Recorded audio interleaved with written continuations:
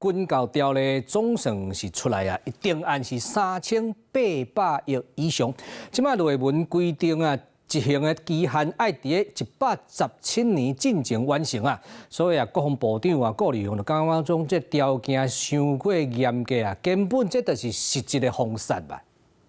等于我可以说，那就实质的封杀这所有5个案子，不可能执行，不可能执行，不可能执行。 连续讲3摆无可能，国防部长顾立雄批评国民党军购3800亿个另外加的版本，明文规定117年前爱拢完成，这根本是实质的封杀。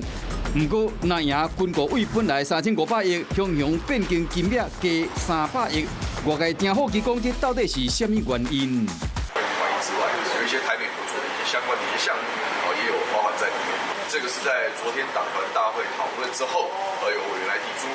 党团大会后，这未需有限期，昨早起10点举行的党团大会，最后决定3500亿的军购案。后来，立法院长韩国瑜伫中道，请党团干部在来12名青壮世代国民党的立委食饭。台中市长罗秀燕嘛在场，军购案的金额有增加，甲这个罗韩联手敢有关系？ 昨天卢市长跟我们参叙的时候，并没有特别讨论到军购的部分。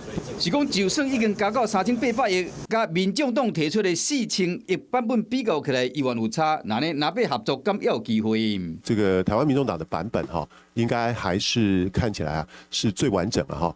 若要合作要有变数，验过国民党的立委除了讲这个数字有变嘛，明文要求美国方面来正式发出法计资料，立法院才排案审查预算。和民进党立委批评讲，安尼去牵着军购。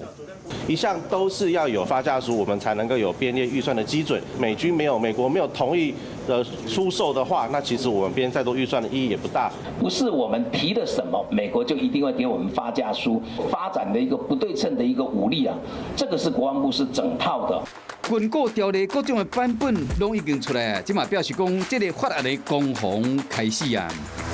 Hello， 我是张新文。想要抢先掌握最及时的新闻资讯吗？赶快订阅、按赞、开启小铃铛，锁定华视新闻 YouTube 频道。